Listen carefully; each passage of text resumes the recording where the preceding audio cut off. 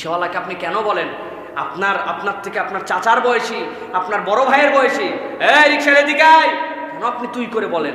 আপনি ওনাকে সবচেয়ে বেশি সম্মান করেন, যে সবচেয়ে বেশি কায়িক শ্রম খাটায় সে শ্রম দিয়ে নিজের হালাল পেশা করতেছে। যে এই নির্মাণ শ্রমিকটা মাথায় করে পুরা গা তার সিমেন্টে ভরপুর, এদিকে আয়, তাড়াতাড়ি এদিক কর, আপনি সম্মান করেন।